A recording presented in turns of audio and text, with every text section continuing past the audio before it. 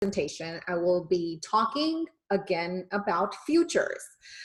This is something that I trade every morning for a couple hours, and I also look for the swing potential in the futures market. And I'm gonna come with arguments on why I like futures and why I like trading futures. And most importantly, I'm gonna share with you my top 2 trading strategies, and feel free to ask any questions. These 2 strategies are my go-to strategies for the big bucks into the market. So today, learn how to trade the futures market at the New York trading session open. I only traded at the New York trading session open. I only day traded at the New York trading session open. However, I'm going to show you some examples where you can actually trade the futures market even if you have a full-time job. It's just that you have to move from one time frame to a different time frame, and I'm going to be sharing all this in the presentation today. Obviously, there is disclaimer.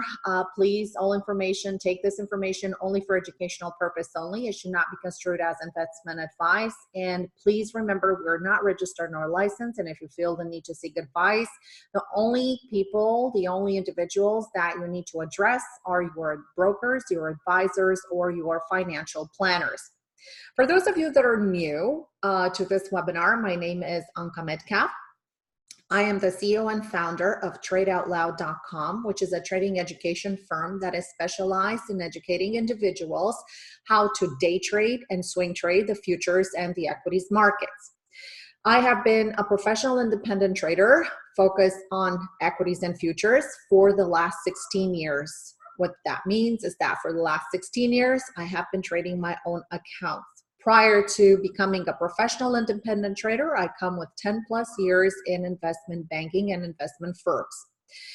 I'm also the designer of an institutional proprietary trading system. What does this mean is that I am not the creator. I just adapted it from my prop trading years to my personal accounts. The system is fairly simple. It is based on price support resistance, but there is more than meets the eye. I am looking at 7 layers of support resistance. I also have developed a timing strategy for my trades, and in particular for the New York trading session, because I live in the United States and on the East Coast. So therefore, I have developed this timing strategy to when the market starts to set up, and from that point on starts to have a more powerful move from a setup, creates the follow through that we want, so we don't have our money just sitting in the account. Also, specific price zones. This is something that I come from my institutional years. There are 4 specific prices that are prone to reacting into target levels, into developing their own support zones or resistance zones. I'm a true believer in chart synchronicity and divergency. I have been trading long enough to determine that this is extremely important, especially when you're trading the markets, and especially if you're specialized in trading the E-mini futures. What in particular I like to watch in the morning before the market opens, but as well after the market opens, especially in the first 20 minutes, is to see if there is a synchronicity throughout the indices or divergency. So in other words, I want to see if there is one index that is leading, that has the relative strength compared to the rest of the indices, or if there is one index that has the relative weakness. And also, as an overall market structure, I take a look and I determine if the bias is still long for the market in general. If we are having a bullish breath, I definitely want to take the trade into a long position, because taking the strongest index into a long position will fly higher, faster to the target instead of being a laggard. And oftentimes indices are somewhat divergent. I also apply a strict set of trading rules and a 10-point scoring system that enables myself and my traders to identify, trade with ease, and wait patiently for the pullback. I only take between 1 and 3 trades per day, and in some days, I don't even trade. If the setup is not there, I don't trade. So I don't waste my money on markets that are extremely difficult and are not set into a clear directional pattern. If you guys want to get a hold of us and if you would like to see what else TradeOutLoud offers, you can head on to our website. It is TradeOutLoud.com. If you would like to follow us on Twitter, like us on Facebook, we do post a lot of trading ideas, invitations to our free events, and a lot more. On YouTube, a lot of content, chart analysis, or on LinkedIn, some of my articles that were published. And if you want to get a hold of us, and if you want to get a hold of me, and if you have any questions from today's presentation, feel free to email me at info@tradeoutloud.com. So for today, I have prepared a little bit of chart analysis. I have noticed that there are some questions in the room here addressed to some of our guests. And I would like to take the opportunity to share with you my thoughts on the topic, because those questions were not answered and I don't want you guys to go home with unanswered questions. So if you want to hear my take, I'm very happy to share with you. And I know KS has asked, can you show a chart of the E-mini S&P reversal? It is a great example of getting early on a pullback. And this is something that I specialize in. So I would be very happy to share this with you. I'm also going to be sharing with you some of the indices that I trade and some of the commodities that I trade. Also, I will share with you my trading rules and how to pre-plan for the New York trading session open. So when the market opens, the chart isn't everything, and we need to take a step back and take a look and see what are the main catalysts that may take the price on either side of the tape. I'm also going to show you how you can select what to trade in the open, and this circles back to that relative strength and relative weakness category, and also to the divergency and synchronicity from the market. Also, the time frames to focus on when you're trading the open. So if you have, I would say, the luxury to be a full-time trader and trade the morning hours, these are in particular the best times to be in the market. Whether you are a London session trader and you're trading from 2 or 3 o'clock in the morning when the European market opens at 2 o'clock, and then the London market opens at 3 o'clock, or if you are a newer trading session trader, then you're most likely to look when the market opens at 9:30 to about 11:30 or 12 o'clock. I'm going to be also sharing with you the time frames that I focus on in the morning for these specific trades, and I'm going to share with you the 2 strategies that I focus on, and I'm also going to share with you a strategy that is based, again, on that simple day trading strategy that you can actually zoom out from that smaller time frame from your day trade to a higher time frame, and that's where I'm going to answer that S&P question. And also, of course, everybody wants that secret sauce, that special sauce. And that is the indicators that are going to keep you on the right side of the trade, the indicators that are forecasting a better outcome for your trades. I'm going to share that with you. But let's not forget the main theme of today's presentation is best year-end trading strategies, right? And I put together some ideas so you know to take some notes for next year, for December. The last quarter is actually one of the most dynamic quarters to trade in the market.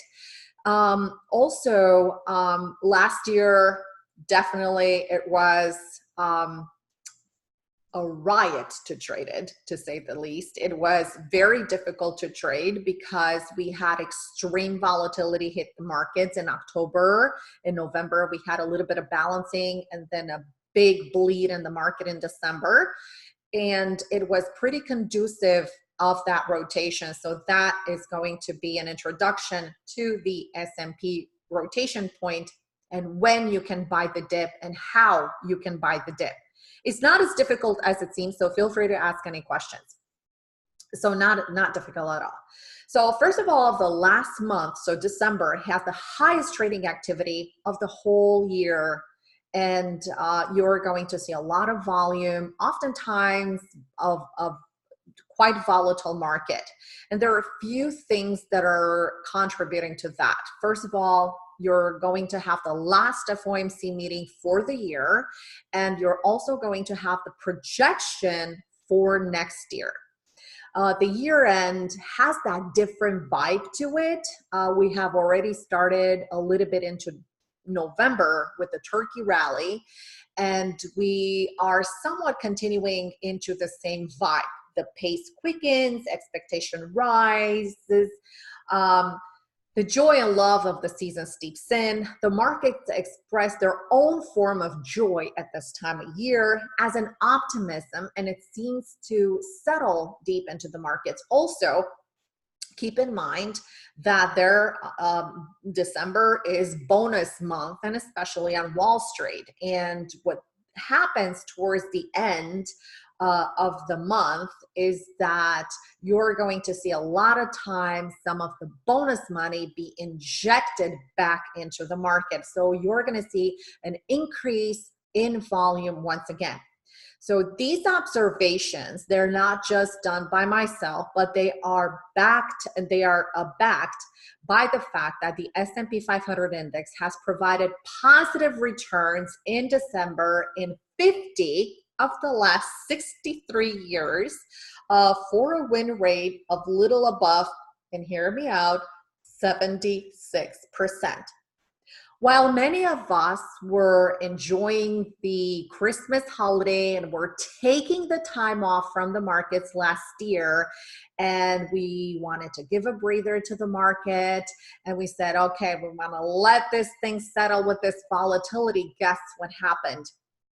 On December, not the 24th, but sorry, this is a typo here, on December 26th, so a day after Christmas, we had a big reversal that happened in the market. This reversal in the mini S&P, notice this is the futures index right here, had a rotation and went up about 200 points. That is a massive move. And everything happened right after Christmas, especially one day after Christmas. Okay, so this was the beginning of a late Christmas rally, and this was the beginning of window dressing, because last year we still had some really fantastic gainers in the stock market. And these gainers being big components, I'm talking about the Nvidia, I'm talking about the Apple, I'm talking about Netflix, I'm talking about these higher, bigger volume stocks that are nothing else than components of the indices that they belong to. So therefore, the mini S&P financials again had a good push into the year end. So therefore, we saw a really nice, massive rally that was seasonal to what happens in December. So December ended on quite a high note. So erasing most of the losses that happened throughout the month of November and setting it on track with the temporary bottom that is still holding to the very day. Now, knowing that these things can happen, why do they happen? And this is what we can expect for the last 3 weeks. First of all, next week on Wednesday, we have the FOMC economic projections, the statement, the federal fund rate, and the press conference that is coming at 2 p.m. Eastern. I am not a news trader, so I stay away from news. I have been trading long enough in my 20-year trading activity to know that you can get whipped out on these particular moves. I am not going for the 1 tick or 5 ticks or 1 point, or I am looking for a more stable, reliable, higher odds setup.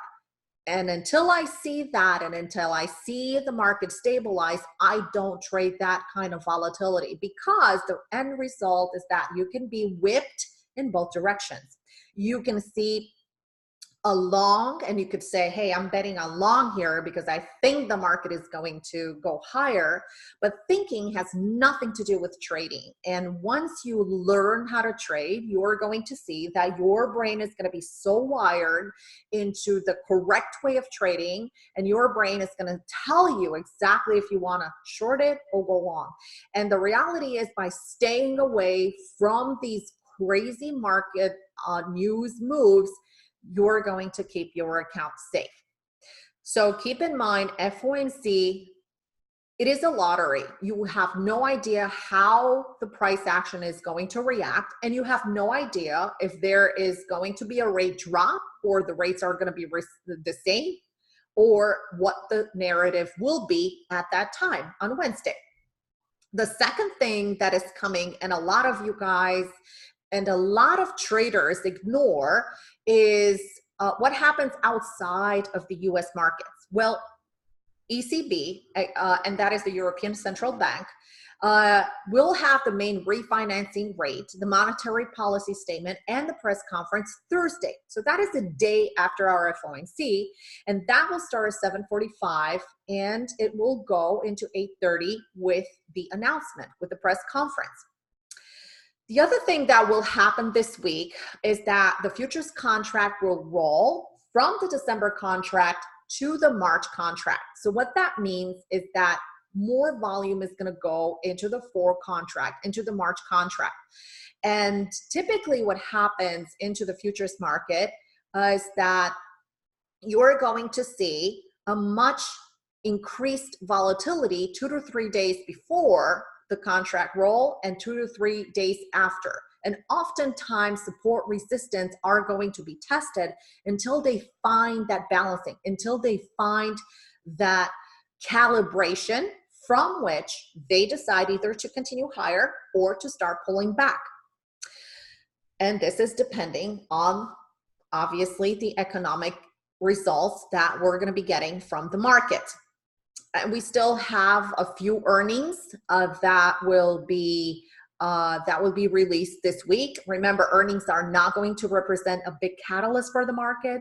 They're winding down as we're heading into the end of December. So the next time in the market, the next action, a bigger volume in the market is going to come into January, right? When the new earnings season will begin.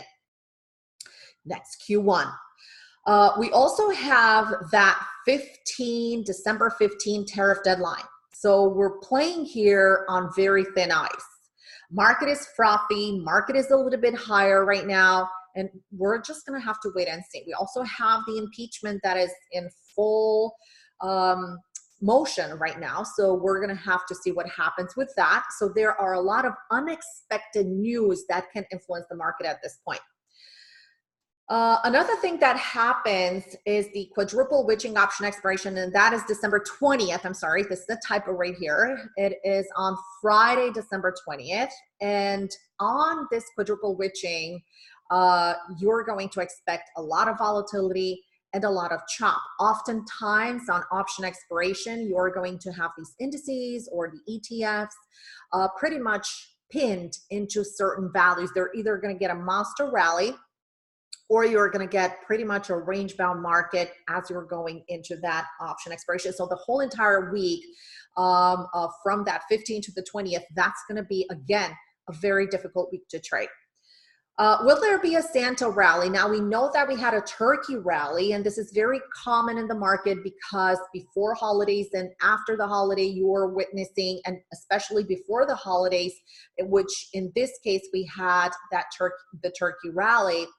The market volume is thin thin volume promotes continuation in price action, and you are not going to see as many algos that are going to participate, and therefore manual trading is going to be front and center, and people and traders are going to be looking in particular for setups.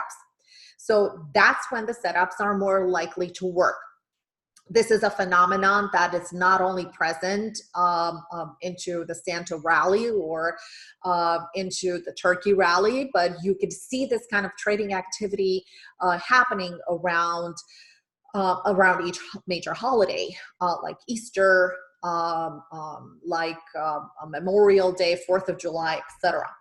And last but not least, because it is December, it is the most powerful window dressing effect. And this is when it really kicks in, few days before the end of the year. And don't forget, we have the end of the year accounting, right? It's going to wrap up. They want to, pretty much do the books at that time. So window dressing, what is window dressing? Window dressing means that portfolio managers are trying to dress up their portfolios. So in other words, they're going to try to buy high-flying stocks that have been overperforming throughout the whole entire year, to show to their clients that they are in those particular positions, and they're going to be dropping the stocks that are not profitable. Okay, so they're going to be ditching those. So what that means is that if you're looking to buy a bottom, let's say in a stock into December, into the end of December, that might not be a great choice, because you're going to have a better, they're going to probably continue to bleed. And the big runners are going to continue to push higher, and they're going to be legging into those stocks. The January effect. Remember the laggers that were dropped into December? Now this is rotation time come January, and this effect usually takes about 1 to 2 weeks. But throughout the years, because of the bull market, I have seen these trends, these January trends, continue for almost a quarter, because they have been only powered by earnings that are kicking in into January. All right, so this was just a little intro of how I see the end of the year and how we can strategize moving forward. I'm going to talk to you about the futures market. And one of the bigger reasons why traders gravitate towards the futures market is definitely the low startup cost. You can open an account with as little as $5,000, or since the introduction of the micro futures, you can open an account with as little as, drum roll, $500. Okay, TradeStation, you have the link on my website at the bottom of the page. You can click there and ask for more information how you can open an account with $500. The margin requirement to open a futures account with most of the brokers that are out there is still $5,000. So we're working together with TradeStation, and they would love to offer you guys, all the Trade Out Loud traders, the possibility to open an account and start trading micros with $500 minimum. In the stock market, you know that you have to have $25,000 to open an account, and if you lose a penny, then guess what? Your day trading status goes out the door. So you have to have at least $30,000 in your account to do that. Of course, you could go through the prop area into the prop zone, but of course you would have to share the profits with someone else. So you have to think what works best with you. Advantages of trading futures. Well, now larger trading account sizes, so account sizes that are over $10,000 or so, you could definitely start using the full size contract.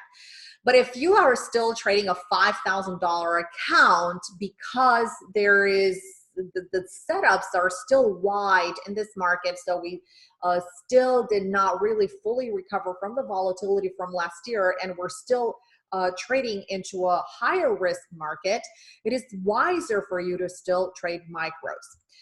Micros are 1/10 of the size of the full contract. So it is amazing because you can position size, and I will share with you how important it is to position size and how important it is to look at the risk, and most importantly, at the risk to reward ratio, and I'm going to explain to you why that risk to reward ratio is so important. And I didn't invent it. I've learned it when I was prop trading. So each of these 4 indices has an equivalent for the E-mini futures. So one E-mini full contract has 10 E-mini micros built in. So what that means is that you could take half of a contract now or a quarter of a contract for you to better position size and trade like a professional trader. Now, some of the advantages of the future traders are you could take on a short position with these. You have reliable volume. I know there was a question in the room here about market volume and about overnight trading activity. Here's the thing. The Asian session is the only session that does not have algorithmic trading. And therefore, it should be like a grind up or a linear kind of range or a gradual small pullback. Setups don't work as well into the Asian session. However, and that is for the day trader. However, there are amazing setups that are happening in the Asian session if you zoom out to a higher time frame. So if you decide to trade futures in the Asian session, what works for me and my advice would be to zoom out. You're going to have a better batting average. You are not going to get fleeced out of trading, and you may have a profitable trading on your hands that will run into the London session and even beyond that. And you can actually be done by the end of the London session or even immediately into the London session. Most importantly, you could have that specific trade on autopilot. You could use OCO orders into the overnight trading sessions. You set your entry, you set your stop, you set your target, and you're good to go to bed. So if that plan is for you, you could trade it that route. But remember, the time frames that you need to focus on, those specific strategies, and you apply the strategies that we're going to be talking today, you apply them on a much higher time frame. So don't even look at tick charts or 1 minute or 5 minute or 15 minute. No, you're going to go directly to the 1 and the 4 hour. My personal favorite is the 4 hour. In the futures market, I don't use any sophisticated indicators, and you're going to see the majority of traders, and even in today's presentation, you have not seen one trader that was selling any kind of indicators. And there is a reason for that. Professional traders do not use sophisticated indicators, do not go into the hype of finding the next best thing. They all rely on pure price action and pattern formation. The only people that are making money off indicators are the people that are selling them. And they're in the business to sell you the dream. Of course, tax advantages. In the United States, we have the 60-40 rule of trading. It is so advantageous to trade futures. Plus, at the end of the year, you get a 1099-B form and you're done. You don't have to take all those files from your broker and forward them to your account. And of course, there are accounting fees that are really, really, really big for stock trading. There's no pump and dump. Of course, it is safe from rumors, especially if you're trading. I mean, if you have ever traded a biotech stock or a penny stock or anything along those lines, you know that there's a lot of pump and dump that is happening. It is safe from rumors, like I said. There's no manipulation, and best of all, no downgrades and no upgrades. All right, my favorite sweet spot for day trading. It's actually from 9:30 in the morning till about 11:30 or 12 o'clock. I like to focus on initiating trades a little bit into the open. If I don't have a lot of releases, I would like to take the trade before the open, and after the market pretty much closes, the London session closes at 11:30, I like to wrap it up. In very few instances, you're going to see a continuation of the rally in the afternoon trading session, and that is going to be a little bit on the thinner side. I like to trade the mini indices, like I said, but I also focus on gold, oil, and sometimes into bonds. Not one of my favorites to trade bonds, but there are some particular instances where I look for swing trades in bonds. And of course, our strategy can be applicable to anything that you're trading, not only for futures, but for the stock market. Remember, I come from prop trading, trading stocks. I have been day trading stocks, investing in stocks, and I still do it to this very day. And I love, it's a love affair with stocks. And that is again for swing trading. All right, so one of the other advantages of the futures market is that the market is literally open close to 24 hours. If you have a full-time job, you could still go back to the futures market and try to look for a setup. Remember, zoom out. Don't try to, narrow in on very small moves or narrow in on formations as you're going into the Asian session. Futures traders can react to events that unfold outside of the New York trading session hours. Think that 2020, we have a big election coming. And as we're going into election, you have to have a strategy. How are you going to trade 2020, right? So have you ever traded an election year? Do you know what to expect into an election year? Well, pre-election years are normally very bullish. And as you're going, the bullishness will continue into spring, but in spring it fades out. And oftentimes you're going to see a narrow market and very erratic price action from March all the way into election. And on election day, you're going to see either a spike up or a spike down. Look for those pullback buys, look for those pullback sells. There may be, and these are short-term aggressive trades that you can execute. Smaller account or even larger account, you could trade them with micros. All right. I thought I used this time as well today to talk to you about risk. So what is risk? You cannot talk about a trade unless you talk about risk. If I would tell you right now, okay, on Thursday, I made $5,000 on a trade. Would you consider me a good trader?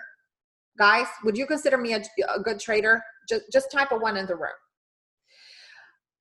The reality is that you really don't know how much I had at stake for that trade, how much I was risking for that trade. So if I come and tell you, okay, I've risked $15,000 to make $5,000, am I still a good trader? And the answer is no, because you have to risk small and get at least 2 to 3 times your risk level. And I'm going to share with you why you need that. Okay. And there is a great book out there. If you're not a believer of what I'm saying right now, and I'm not saying this is there is a wrong way to trade, but the book is by Van Tharp, and it is Trade Your Way to Financial Freedom. It is a great book, and he talks about the risk and reward and the ratio that should be used in the risk to reward into this risk to reward. Here's the deal.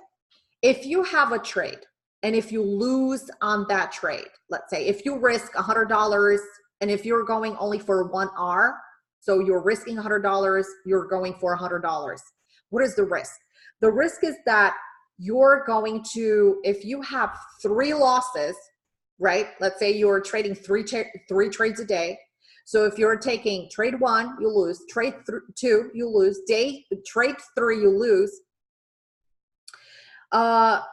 In the next trade, let's say you take a 4th trade and that trade works for you. And if you have that asymmetric risk to reward, meaning you're risking way more just to make, let's say $100, or you're risking $100 to make $100, it's an asymmetric trade. And it's an asymmetric system that is never going to work for you. Why? Because within that 4th trade, you're going to make $100. What is that $100 going to cover for you? Because remember, this is your 4th trade on the day. So you're down $300. It's only going to recover your last trade, where if you look and if you learn how to trade with maximum odds in your favor, you're going to look for at least 2 to 1 or 3 to 1 reward to risk ratio. Why is that? Let's use the same example. You lose $100 on your first trade. you lose another $100 on your next trade, and you lose another $100 on your third trade. But on your fourth trade, using the risk to reward ratio, remember, but always remember that the chart needs to point into that tradable void to accommodate that reward for you. So don't get crowded trades where you don't have any kind of room for the trade to develop. Those are the cause of multiple stop outs. By taking the fourth trade, if you have room and had the patience to wait for that particular trade, you have recovered in one trade your 3 losses. And this is how you grow your account. And Van Tharp explains it really well in his book.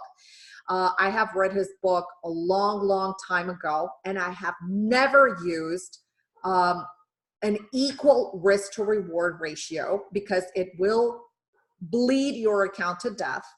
And if there is a trade that is not setting up for at least 2-to-1 or 3-to-1 reward to risk, I never take it. And also there is the risk tolerance. There is the small account, there's the medium account, there's the large account. Each account and each and everybody in here is different. You know who you are. And there is this misconception that you have to use 2% or you have to use 3% or 5% for each and every single trade. Guess what? You have to think of your personal risk tolerance. If it's too much pressure on you to use those 2% or 1%, there's nothing wrong with using 0.5% or even less, and especially if you're at the beginning of your trading career. Let's say, for instance, you had a huge account. Let's say right now I would give you $100,000 live and you would trade with 2%. That would be $2,000 per trade. If you don't know what you're doing still, that can be a risk of $30,000 in a week. Yep, that's it. You would lose close to half or a quarter of your account out the door. In 2 more weeks, you would be down to a quarter of your site. You would have only $30,000 or $25,000 in your account. So that's a disaster. So don't use that much money on your trade. You can make a lot of money by actually trading a lesser size, especially that you're trading futures, and futures contracts are really heavy. So your risk tolerance can be different than your textbook risk per trade. Just because someone is telling you, oh, this is the standard, you have to risk 2%. Okay. So the biggest mistake is not understanding the risk to reward. This is where the losses are coming from. And adjusting your trades to a comfort level. Remember, every time when you enter a trade, you expose yourself to a loss because nothing is guaranteed on the market. Even the best setup can fail, right? There could be, boom, a news that is coming and the trade can fail. Position sizing will also determine if you're going to blow your account or if you're going to grow your account. And it is the most important thing for your trading. So position sizing will determine how many contracts you're going to be taking the trade with according to your risk size and daily loss limit. And position sizing should be determined by 1, your account size realistically, and 2, your personal risk tolerance. Okay. And this is an example of how you can position size. So let's say, and this is for the full contracts. Let's say you want to trade the E-mini S&P and your E-mini S&P has a 4-point stop. That would be $200. Okay. If you have a risk tolerance of $500 per trade, then you could take 2 contracts. But never because you think you have a $10,000 account and your standard should be 2 contracts. That is the one thing that should fly out the door right now. Strategies. My favorite 2 strategies that are my go-to every single day. I look for these strategies for the single day. I teach, in fact, 10 strategies, but the go-to strategies are the pullback buys and the pullback sells, breakout and breakdowns. There's actually only one way to trade this strategy, the pullback buy strategy. You're going to be waiting. Obviously, if you want to buy something, you're going to be in a trend, right? So there is no buying in downtrends, just like there is no shorting in uptrends. What are you doing shorting this market? You can see how violent it is and then how it goes to the upside. And then we're going to talk about the pullback buys into the mini S&P. I'm looking for pullback buys into the 10 exponential moving average or the 20 simple moving average. Those are dynamic support resistance within the trend on the time frame that I'm trading. Because I'm a day trader, I'm looking for the price to be above the 10 and above the 20, not separated from those two moving averages, because those moving averages are magnets for price. And I'm going to look for entering confirmation. An entering confirmation is when the price starts to trade above the prior high and starts moving into the next resistance area. That becomes my target. And the same with in fact, in reverse for selling. Now, the breakout strategy or the breakdown strategy, if you're trading a short current, you're going to look, and my favorite thing to do is to take the breakout over the highs. You want to see the price totally erase the highs, confirm to you that it is ready to trade above those prior highs. So you need to see it at least 1 to 2 ticks above the highs, above these prior highs, because that would be price confirmation. Price is ready and showing you that it is ready to continue higher, okay? What happens if I take it within the range right here? You don't have any confirmation. What if the price at one point, if you take it in the middle of the range with no additional confirmation, what do you think it can happen?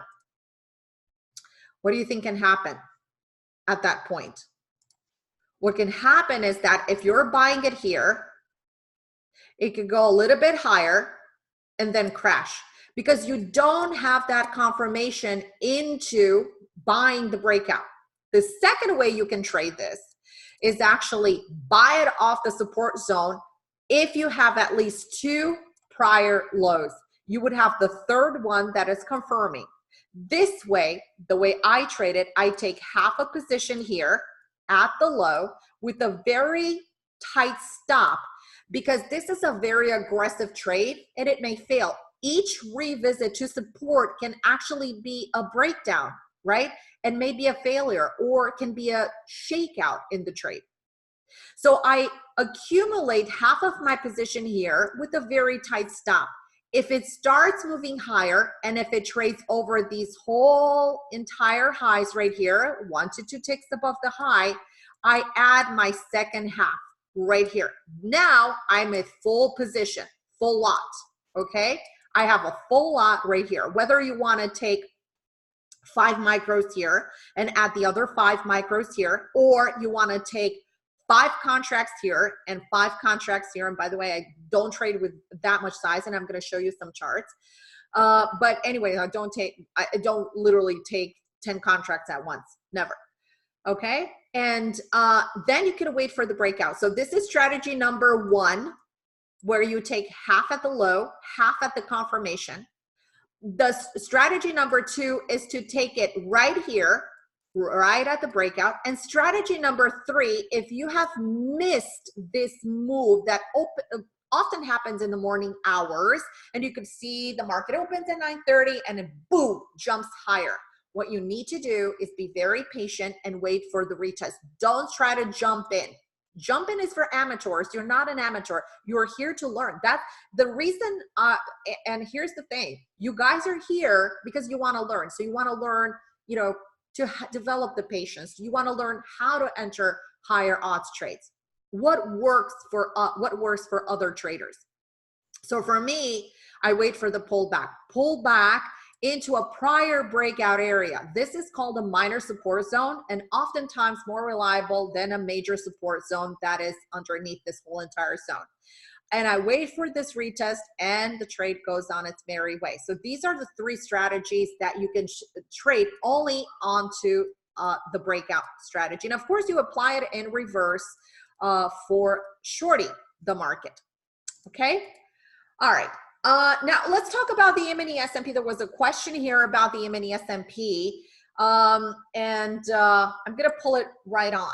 First of all, This is a 4-hour chart right here. Whenever the market is in a tough trading environment or a tough territory, I zoom out.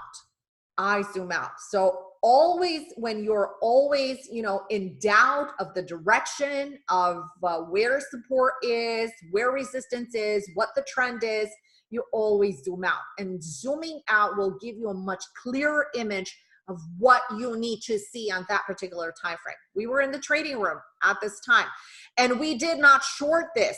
We did not short this. Why? Well, because the market was setting up right here for a breakout, right? On Monday, it was setting up for a breakout. And all of a sudden, the market opened. I was looking, I was telling my traders, my students, saying, hey, you know what? We're going to be looking to buy. We're looking for a formation that will develop into the 310 zone, and possible stop is going to be below this the 308. So we're going to be looking for this area. But that didn't happen, and we started to fall. And you can see here that at 9 o'clock, we have also basically started to lift a little bit, and I said, hey, you know what? I'm not going to buy it here.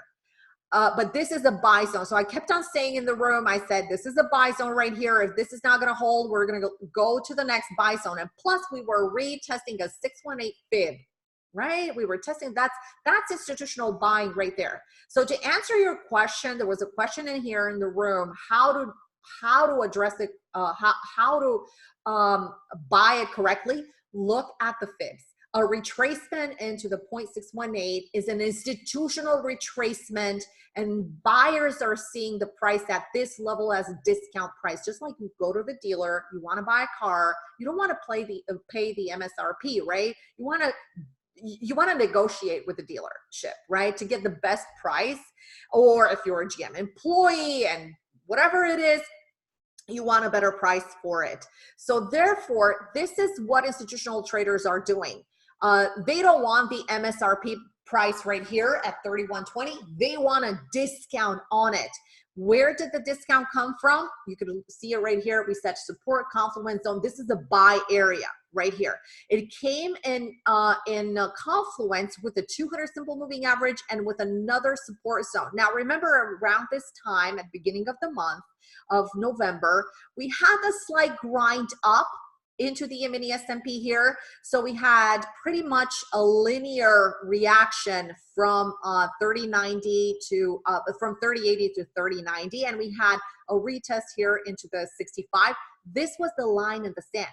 If we would have broken this area, see what I note here for my traders in the room, bearish below, start shorting.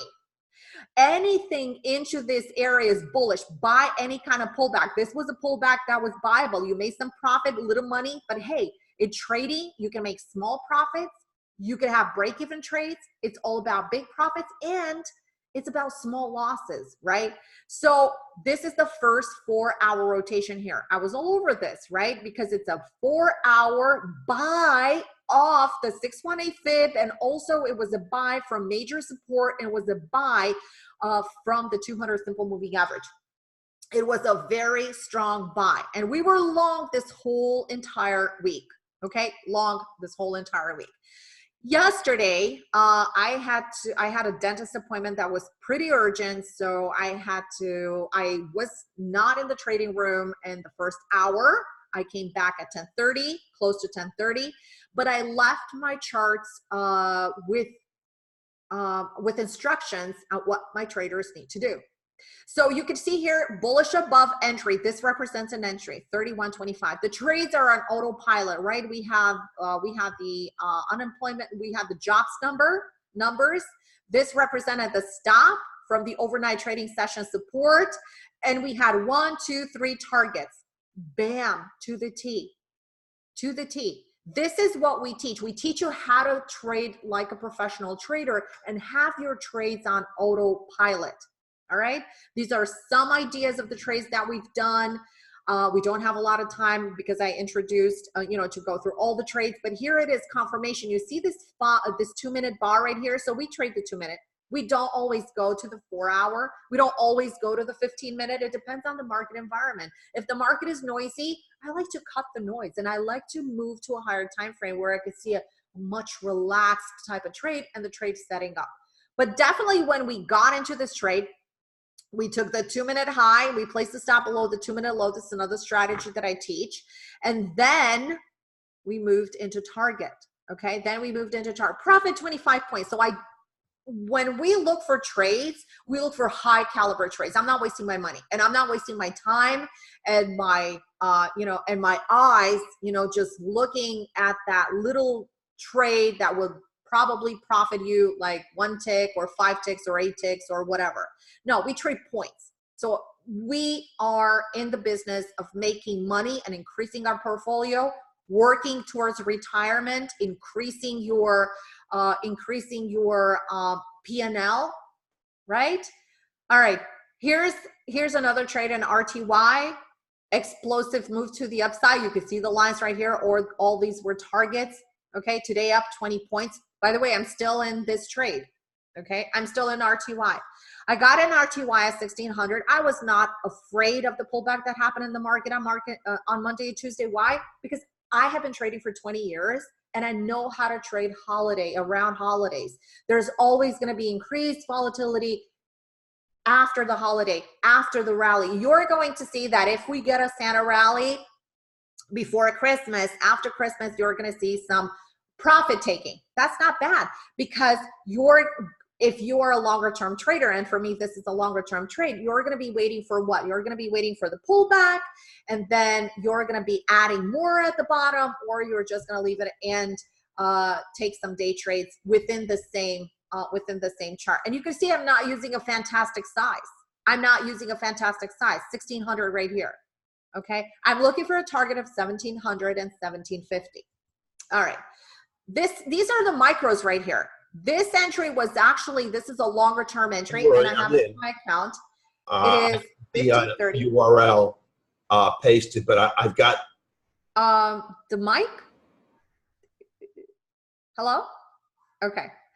All right. So there is the M2K.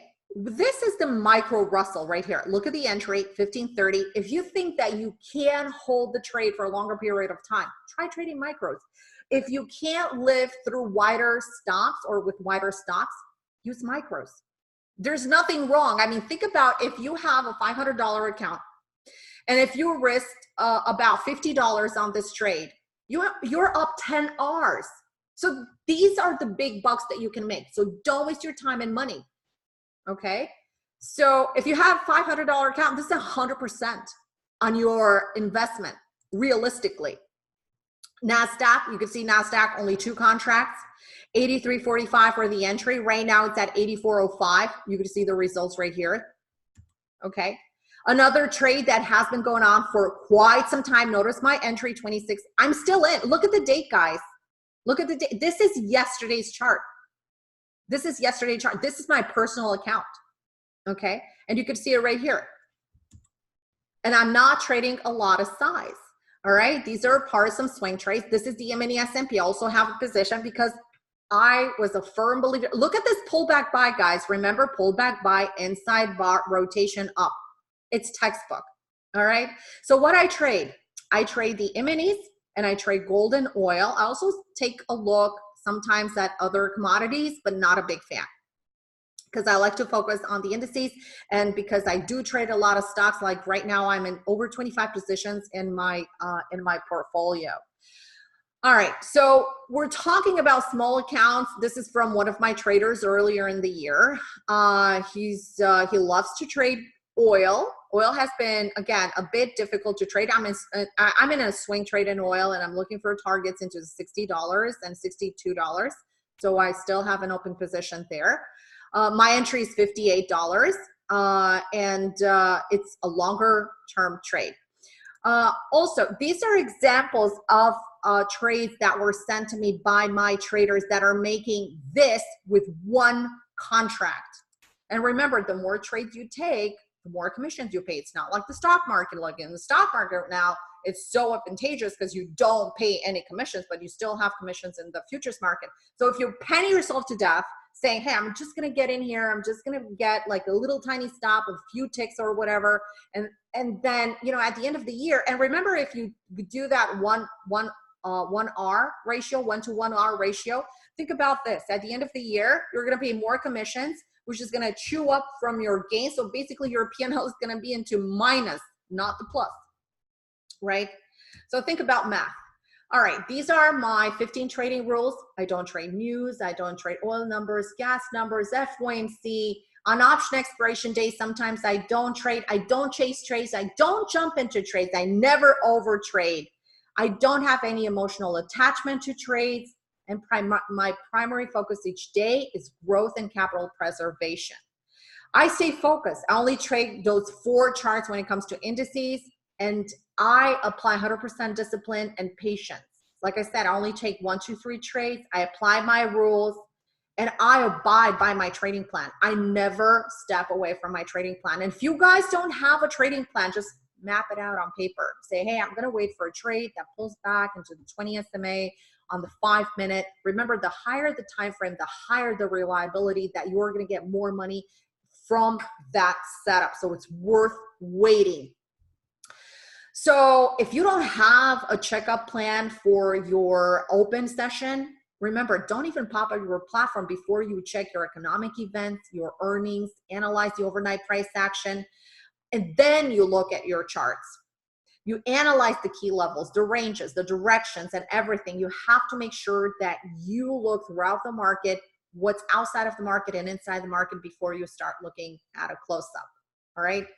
And these are some charts. This is how I'm planning out. You see the support, you know, like we have a methodology that develops the best areas of support that you have to look at, because like I said, you know, you have to look at confluence areas. You know, support resistance is not the same on each and every single level.